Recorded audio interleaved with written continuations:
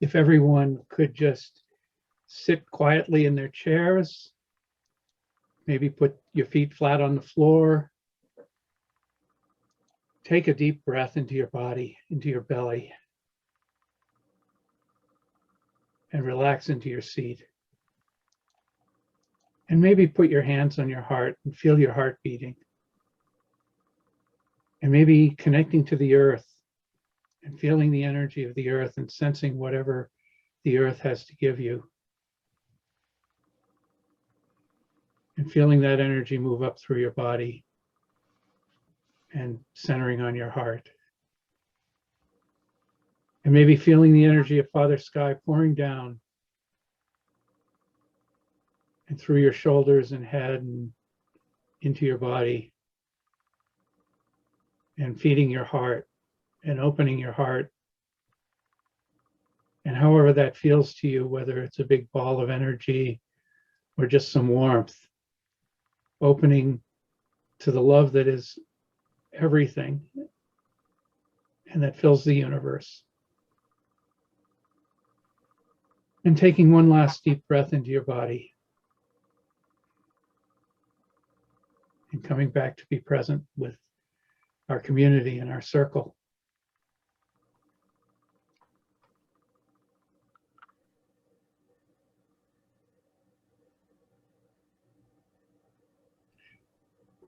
So my reading today is from Alan Watts. It's called The Story of the Chinese Farmer. Once upon a time, there was a Chinese farmer whose horse ran away. That evening, all of his neighbors came around to commiserate. They said, "Oh, we're so sorry to hear your horse ran away. That's so unfortunate." The farmer said, "Maybe." The next day, the horse came back bringing 7 wild horses with it. And in the evening, everyone came back and said, "Oh, that's so lucky. What a great turn of events. You now have 8 horses." The farmer again said, "Maybe." The following day, his son tried to break one of the horses, and while riding it, he was thrown and broke his leg. The neighbors then said, "Oh, that's too bad." And the farmer said, "Maybe." The next day, the conscription officers came around to conscript people into the army, and they rejected his son because he had a broken leg. Again, all the neighbors came around and said, "Isn't that great?" Again, "Maybe." The whole process of nature is an integrated process of immense complexity, and it's really impossible to tell whether anything that happens is good or bad, because you never know the consequence of the misfortune, or you never know the consequence of good fortune. And that's really something that talks to the nature of reality, which is what I'm going to talk about today. And I've been spending a lot of time lately pondering the nature of reality. And I'm not really convinced there's anything that we can call objective reality. You know, just as Watts points out about good or bad, it's really how I perceive things. I'm not saying there's nothing objective we can't agree on. There is. We can imagine a video camera and we can report what the camera sees and hears, and we can document situations. We won't always agree about the causes or effects of those situations. For example, let's look at the trial currently underway in Minneapolis. The camera sees a police officer with his knee on George Floyd's neck and shoulder. If the camera were the only objective reality, Derek Chauvin would be in prison. There's a lot more to this situation. Also, how we feel about a situation colors our actions, and based on those actions, whatever the outcome is changes. If I'm Derek Chauvin, I imagine I feel fear. In my fear, I have to keep my knee on Floyd's neck and shoulder so that I maintain control and can resolve my fear. I might have some sort of story, probably based in some experience I had before, where a large, seemingly out of control man has made a situation really dangerous and not controlled. In fact, this prior experience is very likely the reason for my current feeling of fear. And the outcome of that is that Floyd dies. So what I just did was a practice of breaking down how a situation leads to an outcome. And if I can change any part of my reaction, then I can change the outcome. And I can change how I feel about what's going on. So I learned this practice through the Pathways Mystery School. My teacher, Carol Kamen, developed and teaches this, and she tells me it comes out of cognitive behavior therapy. She's adapted it a bit, but it's a pretty simple way for me to work with myself when I come against unconscious behaviors that I want to change in some way. And to me, the point of this practice is to internalize it so I can react better in any given situation. As I practice with this, I can and do react more quickly and more in the moment, and I get my preferred outcome more often. And at the very least, if I don't get my preferred outcome, I learn something about myself, and I can have a conversation with whoever it is that was at the affect of my actions, and let them know I'm trying to do better, or apologize, or even explain how I might behave differently in the future. So this practice starts by describing a situation where I didn't get the outcome I wanted, and breaking it down into 5 components. Each component's pretty important, and there are some aspects of how each component's created that are pretty strict. And you can start with any component, really, but it depends on what I notice and what I can describe first or second. But I have to describe what happens. And this is very objective. And this is what the camera sees. This is what the tape recorder can hear. This is what it's got to be concrete, and it's got to be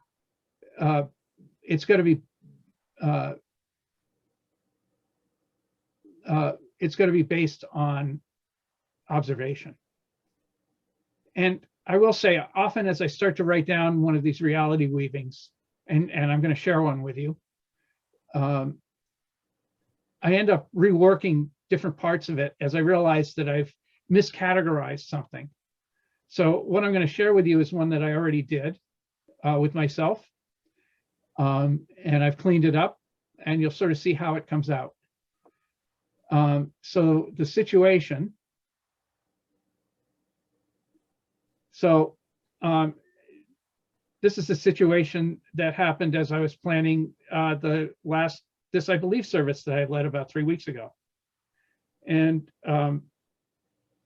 a couple of people here may even recognize some of what was going on because they were at the affect of what happened. So the situation is, I volunteered to lead a service where other people are speaking.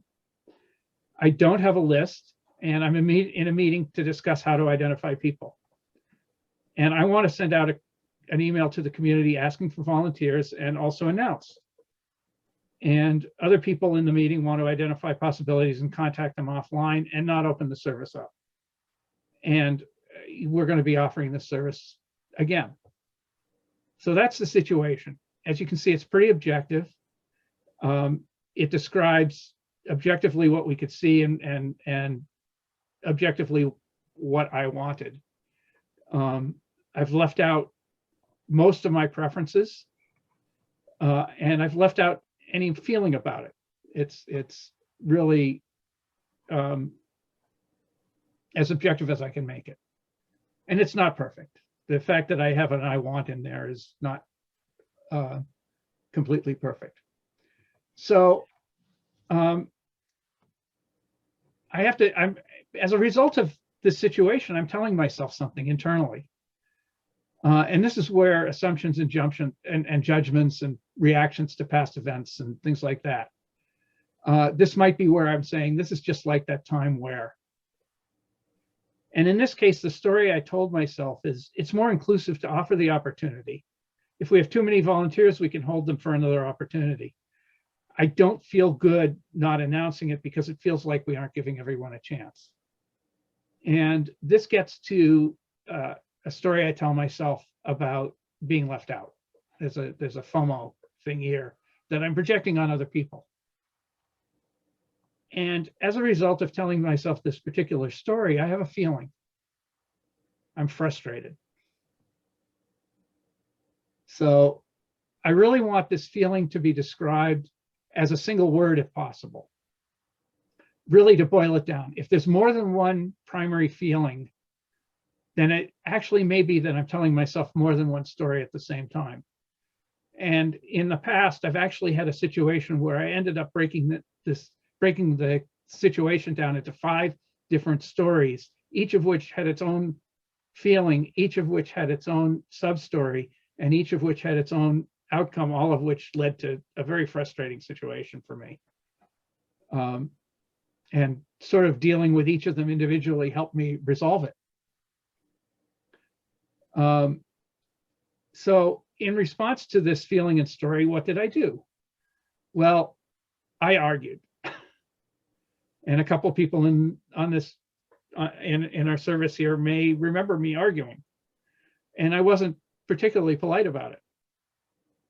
And I was over energetic. And it gets, again, there's something inside me that where I get a bit of a FOMO, or I feel like I'm not being heard or whatever.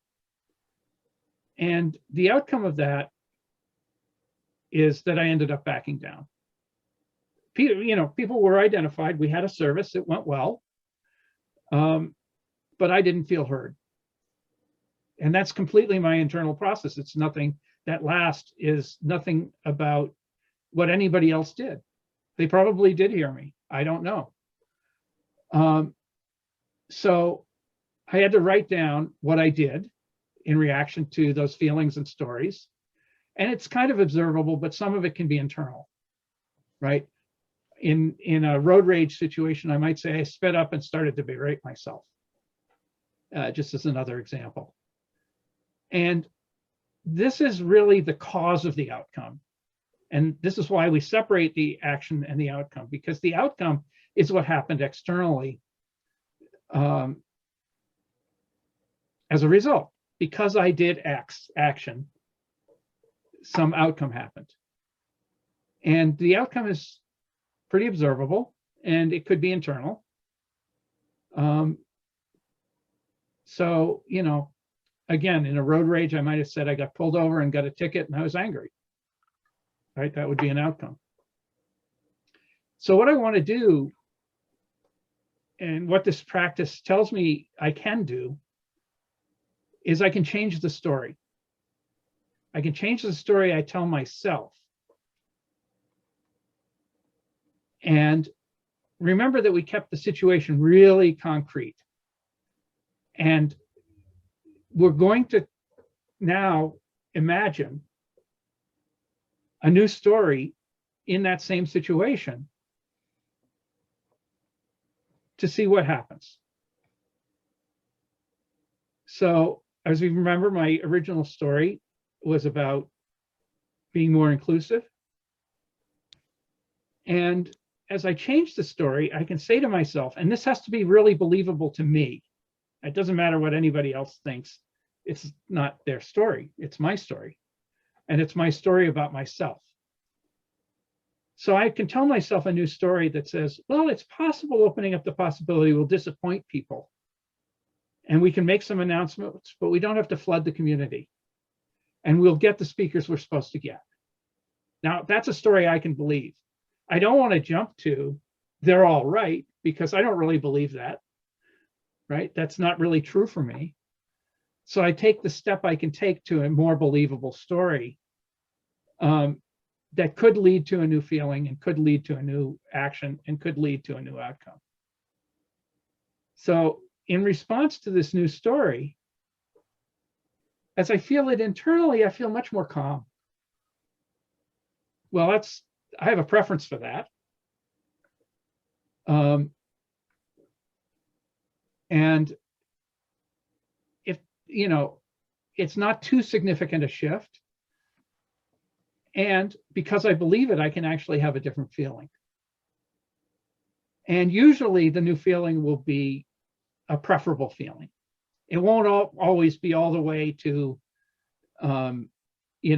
peace and enlightenment. It might be from anger to frustration, but frustration's better than anger in my personal story. So as a result of having a new feeling and a new story, I don't argue. I'm calmer. I can make my case about wanting to make announcements. People will hear me because I'm not being over energetic. And I imagine people will hear me because I'm not being over energetic. It's likely, it's been my experience in the past that that's true. And because I'm less energetic and I'm making a better case, we have a new outcome. We'll still identify people to speak, and I feel heard. And I feel, it's a much more positive outcome. I've changed my own inner reality through changing the story and changing the feeling. Now, a couple of points. When I wrote that, I actually started with the feeling. I was feeling frustrated. Okay, well, what was the story I was telling myself? So you can move around through this in any way through these steps. Really, the format is in a particular order because it sort of moves, but we're humans. We don't necessarily move sequentially through these things. And really the point of this, as far as I'm concerned, is it's really to find a way to catch myself in the moment. If I'm feeling frustrated, maybe I can tell myself a different story and feel calmer. And there was a situation which I actually managed to do something like this in the moment with my daughter. She was doing something and I really wanted to berate her. And I caught myself feeling frustrated with something she was doing. And I took a deep breath and I said, maybe she's just doing X and I could approach it differently. And we actually ended up having a conversation. And it was a much better outcome in the moment because I was able to catch myself. So one of the things I've noticed as I go through this stuff is that there's a core story. There's a common thread through a lot of these reality weavings I've done, and I've done a number of them. And there's a core story that I've told myself a lot of my life. And most of the reality weavings are related in somehow to that core story. And that core story is essentially, and I'm going to read you my core story. I'm working to change that story. I'm less than. Everyone else knows more than I do, and I'm better and are better than I am at everything. I'm always feeling judged and found wanting. I'm not respected and have to prove I'm as good as you, if not better. Now that's my internal story. I don't think anybody else believes that about me, but it's something I've told myself most of my life. And I don't even know what it's based in. I have some clues, but really it's not important why I'm telling myself that story. It's really important that I recognize I am, because I can work with it. And ultimately, as I said, a lot of the reality weaving I've done is based somehow in that core story. I don't feel heard, I feel less than, nobody pays attention to me, you're all better at it, you all know more, whatever. I mean, it's not really reality, but it's my inner reality. And in response to that inner reality, I've actually managed to craft a new story that I can tell myself, and I do sometimes. It's a practice, and it's part of this reality weaving practice. And I can tell myself the following story, and if I can remember it, and it takes a lot of practice, I feel better about myself and I get better outcomes. And the new story is, I'm respected for my opinions and experiences. There are places I belong. By the way, this circle is one of them. And there are people who love me, and it's my job to love myself. Now, again, that's not a huge shift. It's enough of a shift just to get me to, it's believable to me. And it keeps me connected. It actually is a connecting story. So that's really what I had to say about reality. And I'm really, in response to telling myself these stories, changing the story, changing the feelings about my stories and about things, and changing the outcomes, is why I'm really not sure there's an objective reality out there. So somebody recently asked me, do you really think you change reality, or you just change your perception of reality? And I really don't think that matters, because in this case, at least, it's the perception, it's my perception that matters, and my own reactions in a way that are supportive of how I want to behave and how I want to live in the world, that matter. And they don't have anything to do with what the universe is doing out there. They have to do with my inner reality.